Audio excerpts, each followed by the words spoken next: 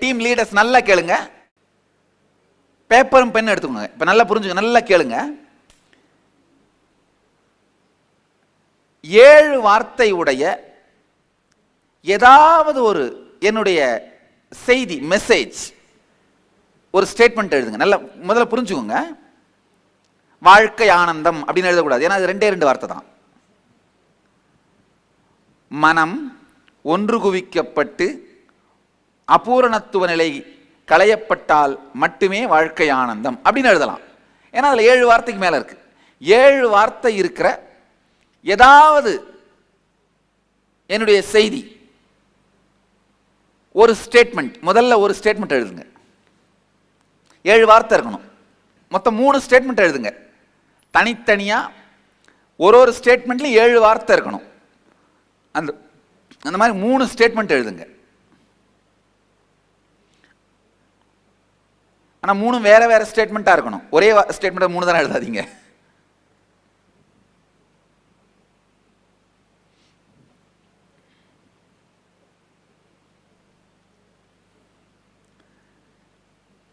ஒருவேளை என்னுடைய உபதேச செய்தியை எழுத முடியலன்னா உங்க அனுபவத்தை வேணாலும் எழுதலாம்.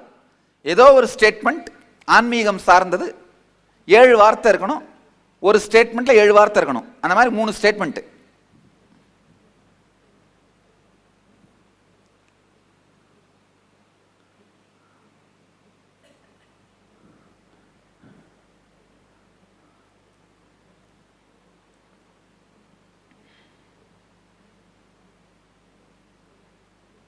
அழுந்து கேளுங்க, மிஸ் பண்ணாதீங்க இன்ஸ்ட்ரக்ஷனை. இப்போ நீங்க இந்த group leader, first group leader, நீங்க உதாரணத்துக்கு இவரை முன்ன வச்சு எல்லாருக்கும் சொல்ற இன்ஸ்ட்ரக்ஷனை கேட்டுக்கோங்க. ஃபர்ஸ்ட் ஸ்டேட்மெண்ட்டை உங்க பக்கத்தில் இருக்கவர் காதுல சொல்லணும். ஆனா 3வது ஆளு கேட்கக்கூடாது. புரியுதுங்களா? அவர் காதுல என்ன விழுந்ததோ அதை அப்படியே அடுத்தவர் காதுல சொல்லணும். நீங்க 2வது தடவை சொல்லக்கூடாது, ஒரே தடவை தான் சொல்லணும். ஆனந்தம் என்பது வாழ்க்கையின் மிக அற்புதமான முக்கியமான ஒரு விஷயம். அவர் ஒன்று அப்படின்னா அவருக்கு என்ன உள்வாங்கினாரோ அதை அவர் பக்கத்தில் இருக்க சொல்லணும். தெளிவாக கேட்குற மாதிரி சொல்லுங்க. ஆனால் 3வது ஆள் கேட்குற மாதிரி சொல்லாதீங்க. அவர் காதில் சொல்லணும். இது இப்படியே சுற்றி வரணும். வந்த உடனே உங்களுக்கு என்ன ஸ்டேட்மெண்ட் திரும்பி வருதோ அதை எழுதுங்க. புரியுதான்னு சொல்லுங்க. இந்த கேம் ஒரு ரவுண்ட் முடிச்சோடனே ரெண்டாவது ஸ்டேட்மெண்ட்டை சொல்லி அனுப்புங்க. 2வது ஸ்டேட்மெண்ட் என்னவா திரும்பி வருதோ அதை எழுதுங்க. அப்புறம் 3வது ஸ்டேட்மெண்ட் அனுப்புங்க. 3வது ஸ்டேட்மெண்ட் என்னவா திரும்பி வருதோ அதை எழுதுங்க. அனுப்பின ஸ்டேட்மெண்ட்டே வரும்னு நினைக்காதீங்க. புரியுதா? எத்தனை பேருக்கு புரியுது கேம்? எத்தனை லீடருங்க எல்லாருக்கும் புரிஞ்சிச்சா கேம்? ஆரம்பிச்சிடலாமா? உட்காருங்க. நல்லா புரிஞ்சுங்க. ஒரு ஸ்டேட்மெண்ட்டா அனுப்புங்க. அது போய் ரவுண்டு போயிட்டு வந்த உடனே எந்த ஸ்டேட்மெண்ட் உங்களுக்கு என்ன திரும்பி வருதோ அதை அப்படியே நோட் பண்ணிக்கோங்க. அதை மாத்தாதீங்க, நீங்க எடிட் பண்ணாதீங்க. உங்க பக்கத்தில் இருக்கிறவங்களுக்கு என்ன சொன்னாரோ அதை அப்படியே எழுதுங்க. போயிட்டு வாங்க, அனுப்புங்க. ஸ்டேட்மெண்ட் அனுப்ப ஆரம்பிக்கலாமா? Start the game.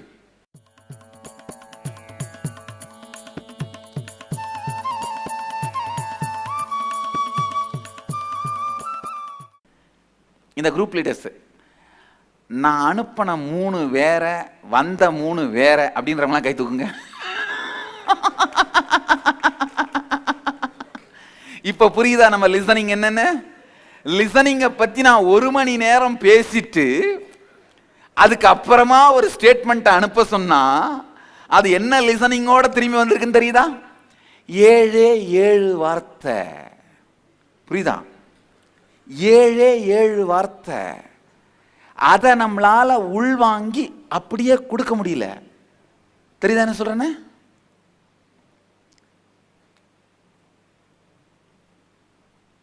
வெறும் 7 வார்த்தை தான் இல்லையா? ரொம்ப நேரம் கூட இல்லை, இப்பதான் வாங்கணும், அதை அப்படியே கொடுக்கணும், அவ்வளவுதான். அது மட்டும் இல்லாம திடீர்னு என்ன ஒண்ணுமே தெரியாம உங்களை திடீர்னு இந்த கேமுக்குள்ள நான் போட்டல. 1 மணி நேரம் என்ன பண்ணியிருக்கேன்? ப்ரிப்பேர் பண்ணியிருக்கேன். லிசனிங்னா என்ன, லிசனிங்கோட முக்கியத்துவம் என்ன, கேட்கறதுனா என்ன, கேட்கறதோட முக்கியத்துவம் என்ன, பேசி முடிச்சுட்டு அப்புறமா ஒரு சின்ன கேம் தான். இத்தனைக்கு 3 ஸ்டேட்மெண்ட் ஒன்னா நான் அனுப்பல, 7 வார்த்தையா தான் அனுப்புனேன் இல்லையா? 7 வார்த்தை போயிட்டு வந்த அப்புறம் தான் அடுத்த 7 வார்த்தை. வாங்க, நீங்க மைக்கு வாங்க. குரூப் லீடர்ஸ் எல்லாம் அப்படியே வந்து லைன்ல மைக்ல நில்லுங்க. இந்த பக்கம் குரூப் லீடர்ஸும் வந்து மைக்கில் நில்லுங்க. ஐயா இப்போ பண்ணுங்க.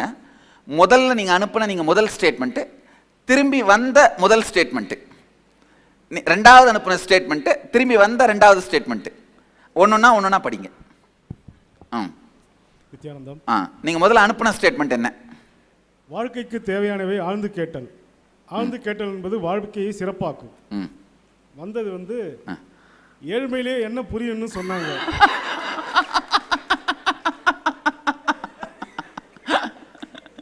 இல்ல, நீங்க இப்ப அனுப்புன ஸ்டேட்மெண்ட் ரொம்ப கஷ்டமானது கூட இல்ல. நீங்க ஒன்னும் அருணகிரிநாதர் மாதிரி முத்தை தரு பத்தி திருநகை எத்திக்கரை சத்திச்சரவண முத்துக்குரு வித்துக்குரு வரை என ஓதும்னு அனுப்பல. அதான் சொல்றேன், புரியுதுங்களா? இப்ப அவர் வந்து முத்தை தரு பத்தி திருநகை எத்திக்கரை சத்திச்சரவண முத்திக்குரு வித்துக்குரு வரை என ஓதும்னு அனுப்புனா அது திரும்பி இந்த மாதிரி வந்தா ஓகேன்லாம். அந்த மாதிரி எதுவுமே இல்லை. சிம்பிளான நாம தினந்தோறும் பேசிக்கிற லாங்குவேஜ்ல இருந்து அந்த ஸ்டேட்மெண்ட் அனுப்பியிருக்கீங்க. சரி, ரெண்டாவது நீங்க அனுப்பின ஸ்டேட்மெண்ட் என்ன? வந்தது என்ன? நம்மை நாமே புடம் போட்டால் தான் வாழ்க்கை சிறப்பாகும். என்ன வந்தது? வந்தது வந்து நம்மளே முழுமையா சாமி சொன்னதை அனுபவிச்சா முழு பலன் கிடைக்கும்.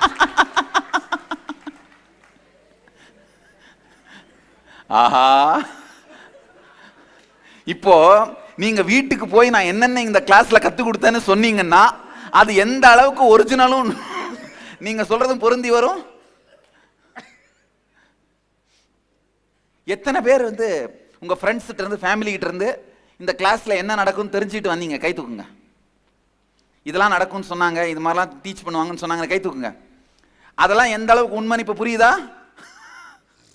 இந்த அளவுக்கு தான் உண்மை.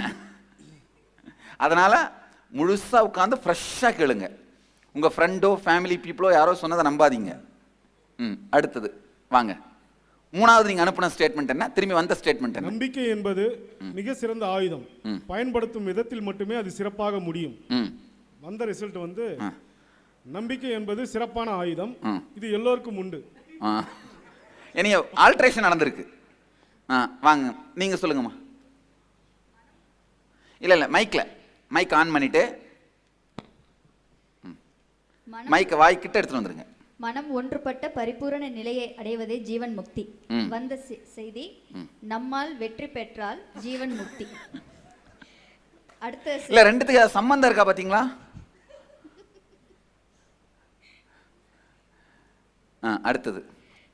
அடுத்த செய்தி, நம்மால் ஒன்றும் செய்ய முடியாது என்ற மன அமைப்புக்குள் சிறைப்பட்டு இருப்பதே பரிபூரணமற்ற தன்மை. வந்த செய்தி, இது ஆக்சுவலா இப்ப நான் இன்னைக்கு காலையில சொன்ன வார்த்தைங்க. நம்மால் செய்ய முடியாது, நம்மால் செய்ய முடியும்.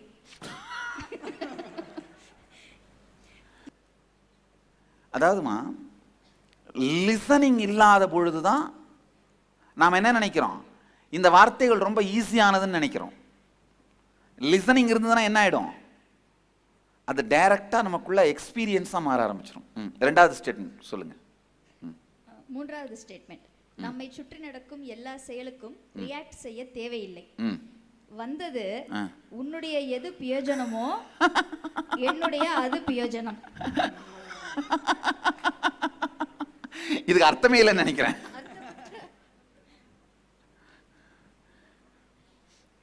குரூப் லீடர்ஸ் கண்டுபிடிச்சிட்டீங்களா? ஒரே ஒரு ஸ்டேட்மெண்ட் கூட நீங்க அனுப்புனதுக்கும் வந்ததுக்கும் சம்பந்தமே இல்லை. ஹோல் குரூப் இப்ப கண்டுபிடிச்சிட்டீங்களா நம்முடைய லிசனிங் எவ்வளவு இருக்கு அப்படின்னு? எத்தனை பேருக்கு புரியுது நமக்கு லிசனிங்கே இல்லைங்கிற உண்மை? கை தூக்குங்க. நீங்க சொல்லுங்க, படிங்க. இன்னும் புரியாதவங்களாம் இன்னும் படிக்க சொல்றேன். ஃபர்ஸ்ட் क्वेश्चन, பரமஹம்ச நித்யானந்தர் இல்ல மைக் கிட்ட எடுத்து வந்துருங்க. ஃபர்ஸ்ட் क्वेश्चन, பரமஹம்ச நித்யானந்தர் क्वेश्चन இல்லைங்க, ஸ்டேட்மெண்ட். பரமஹம்ச நித்யானந்தர் சத்சங்க நிகழ்ச்சியை கேட்டு என் வாழ்க்கையை வளப்படுத்திக் கொண்டேன். வந்த பதில், நித்யானந்தர் நிகழ்ச்சி ஏற்படுத்தும்.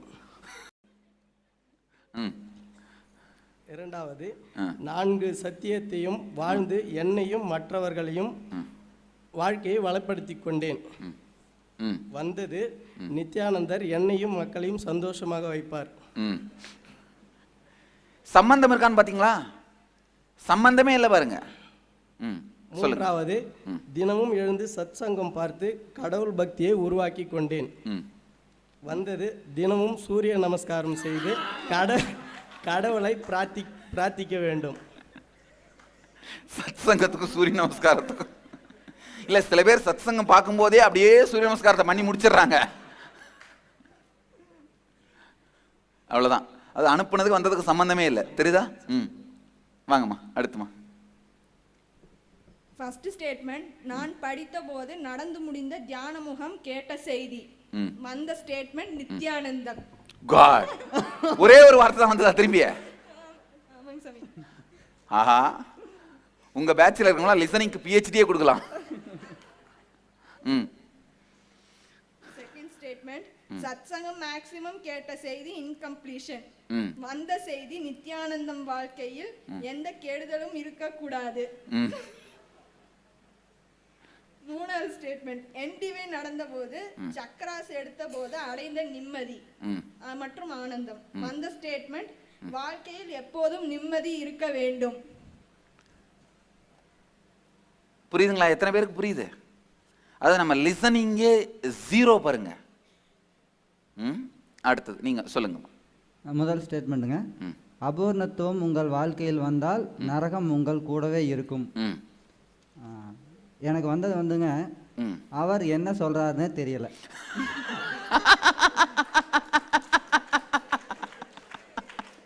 நான் நினைக்கிறேன் ஒருத்தருக்கு சரியா கேட்டிருக்காது. அவர் என்ன பண்ணிருப்பாரு, அவர் என்ன சொல்றாருன்னு தெரியலன்னு சொல்லியிருப்பாரு. இவர் அதே ஸ்டேட்மெண்ட் அப்படியே சுத்தி அனுப்பிட்டார்.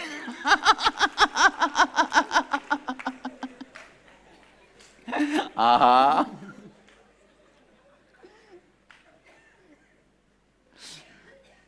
சொல்லுங்க. மூணாவது ஸ்டேட்மெண்ட். ரெண்டாவது ஸ்டேட்மெண்ட், உங்களின் பூரணத்துவ நிலை உங்களை ஞானத்தை நோக்கி நகர்த்தி விடும். எனக்கு வந்தது வந்துங்க, அவருடைய பூர்வீக குணத்திலிருந்து ஆன்மீகம் ஆரம்பிக்கிறது. பூரணத்துவத்துக்கும் பூர்வீகத்துக்கும் என்னையா சம்பந்தம்? நல்ல வேலை, பூரணம் வச்சு கொழுக்கட்டை பண்ணாதான் சாப்பிட்றதுக்கு நல்லா இருக்குன்னு சொல்ல மாட்டாங்களே. மூணாவது ஸ்டேட்மெண்ட், மற்றவர்களை பொறுப்புடன் வளப்படுத்துவதன் மூலம் நம்மை வளப்படுத்த முடியும். எனக்கு வந்தது வந்து, மற்றவர்களை பயன்படுத்துவதால் வளமாக இருப்போம்.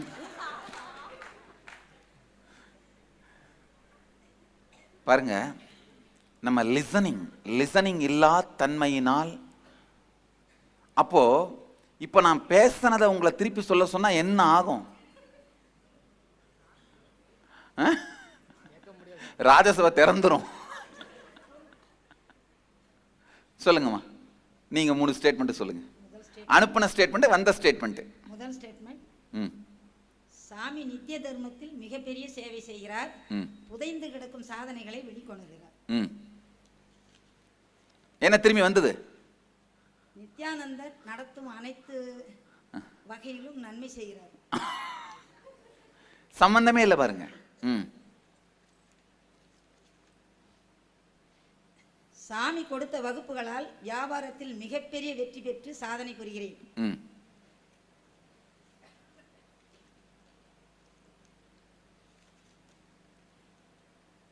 சாமியால் அனைவருக்கும் நன்மை நடக்கிறது. அதை மற்றவர்களுக்கும் எடுத்து சொல்லணும். இதான் வருது, திரும்பி வந்தது. மூணாவது,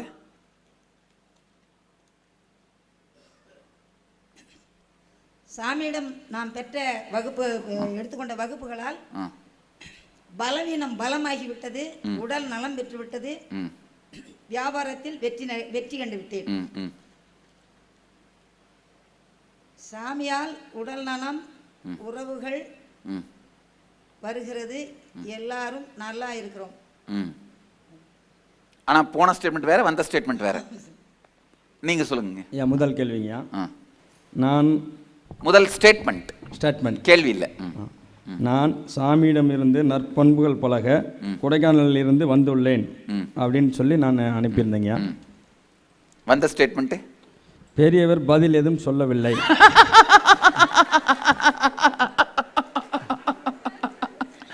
ஒரு ஒரு அளவில்லைங்க. ஐயா, ரெண்டாவது ஸ்டேட்மெண்ட்டுங்க. ஆ, ஆ. நான் எங்கள் ஊரில் உள்ள அனைத்து பெரியவர்களிலும் நல்ல பண்புள்ளவனாக நடந்து கொள்வேன் அப்படின்னு சொல்லியிருந்தீங்கய்யா. நம் ஊர் பெரியோர்கள் நட்புடன் நடந்து கொள்வது ஏன் அப்படின்னு அவங்க கேள்வி கேட்டிருக்காங்க. மூணாவதுங்க, நான் சபரிமலை ஐயப்பனுக்கு 41 நாள் விரதம் இருந்து சபரிமலை சென்று வருவேன் அப்படின்னு நான் சொல்லியிருக்கேங்கய்யா. 41 நாள் நல்லா சபரிமலை சென்று வந்து உள்ளேன் அப்படின்னு பதில் வந்திருக்கு. ஆனால் மாறி தான் வந்திருக்கு. மாறி தான் வந்திருக்கு. சொல்லுங்கம்மா, நீங்கள் சொல்லுங்க. நம் வாழ்க்கை ஆனந்தமாய் வாழ்வதற்காகவும் பூரணத்துவம் பெறுவதை அடைவதற்காகவுமே நம்மளுடைய வாழ்க்கை அப்படின்னு சொல்லி அமைச்சிருக்கேன். ஆனந்தமாய் வாழ வேண்டும், ஆனந்தமாய் இருக்க வேண்டும். அவ்வளோதான். ஒன்று. உங்கள் வாழ்க்கை பேரானந்தம் அடைவதற்கு நித்திய தியானம் செய்யுங்கள், ஆனந்தமாய் இருப்பீர்கள் அப்படின்னு. யாருக்கு ஆனந்தம் வேண்டுமோ அவர்களுக்கு நித்தியானந்தம் வேண்டும்.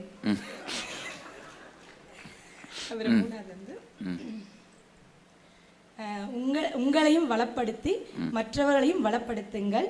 நீங்கள் உங்களுக்கு கொடுக்கும் வார்த்தை, நீங்கள் மற்றவர்கள் கொடுக்கும் வார்த்தையை உயிரை கொடுத்தாவது காப்பாற்றுங்கள் அப்படின்னு சொல்லியிருக்கேன். வாழ்க்கை உங்களுக்கு வளப்படுத்தி வாழுங்கள். அவ்வளோதான். திரும்பி வந்தது. நல்லதும்மா, நீங்கள் சொல்லுங்க. சாமி, ஃபர்ஸ்ட் ஸ்டேட்மெண்ட், தனக்கு தானே கொடுக்கின்ற வாக்குறுதியும் பிறருக்கு கொடுக்கின்ற வாக்குறுதியும் வாழ்க்கையாக நினைந்து நிறைவேற்றுவது இன்டெகிரிட்டி அப்படின்னு சொல்லியிருந்தேன். வந்த பதிலிருந்து நித்தியானந்தம். ஆஹா, எந்த குரூப்? கொஞ்சம் கை தூக்குங்களா? இல்லைம்மா, இந்த குரூப் லாஸ்ட் குரூப் கை தூக்குங்களா? இந்த ஹோல் குரூப்பும் கை தூக்குங்களா? பெரிய சாதனையாளர்கள். நல்லது. அடுத்ததுங்க. ரெண்டாவது ஸ்டேட்மெண்ட், தனக்குள்ளேயும் வெளியேயும் நடக்கும் எல்லாவற்றிற்கும் நாம் தான் ஆதி மூலம் என உணர்வு பொறுப்பு அப்படின்னு சொல்லியிருந்தேன் சாமி. வந்த பதில் வந்து பொறுப்பை எடுத்து விடவும் பொறுப்பை கொடுத்து விடவும் ஆதி மூலம். ஐயோ, சொல்லுங்க. மூணாவது ஸ்டேட்மெண்ட் வந்து மனம் என்பது எண்ணங்களின் தொகுப்பாகும் அப்படின்னு சொல்லியிருந்தேன். எண்ணங்களின் தொகுப்பு தான் மனம். மாறி வந்திருக்கானா? ஓகே, சொல்லுங்க. முதல் ஸ்டேட்மெண்ட், முழுமைத்தன்மையில் வாழ்ந்தால் மட்டுமே வாழ்க்கை ஆனந்தமாக இருக்கும். உண்மைத்தன்மையாக இருந்தால் மட்டுமே ஆன்மீகம் வளரும். இது ரெண்டாவது. கேட்டல் மூலமாக மட்டுமே வாழ்க்கையை முழுமையாக வாழ முடியும். கேட்டால் மட்டுமே உண்மையாக வாழ முடியும். ஆஹா, கேட்கறத பத்தியே ஒழுங்கா கேட்கல. சேவை செய்வதன் மூலமாக வாழ்க்கையை முழுமையாக வாழ முடியும். சேவை சிறப்பாக செய்தால் செல்வம் உயரும். அட்லீஸ்ட் கொஞ்சம் டச் இருக்கு, கம்ப்ளீட்டா ஆப்போசிட்டா இல்லாம. ஓகே, வாங்க. அனுப்பிய கூட்டுருங்க. சாமிஜி சொல்லும் கருத்தில் எளிமையோடு அதீத உண்மையும் உள்ளது. திரும்பி வந்தது. சாமி சொன்ன கருத்து நல்லது. தங்களின் மீது வெளியுலகம் எது கூறினாலும் ஜெயித்தது தங்களின் உண்மையே. சாமிஜி சொன்ன கருத்து உண்மையானது. நாணியிலும் அறிவும் அனுபவமும் அதனுடன் குரல் போன்ற தெளிவும் உள்ள. நாம் என்ன நினைக்கிறோமோ அது நம்முடன் உள்ளது. ஸோ அனுப்புனதுக்கு வந்ததுக்கு சம்மந்தமே இல்லை.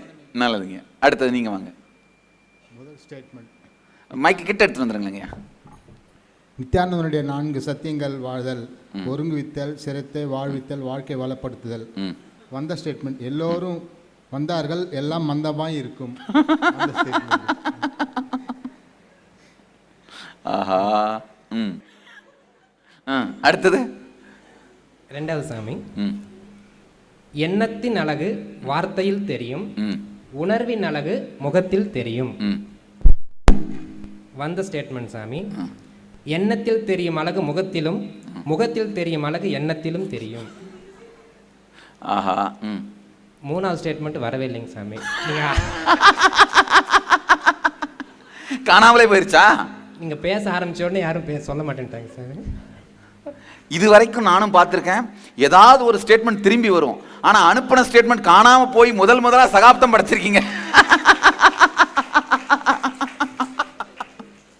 சரி, காணவில்லை அறிவிப்பு கொடுத்து தேடலாம் போங்க.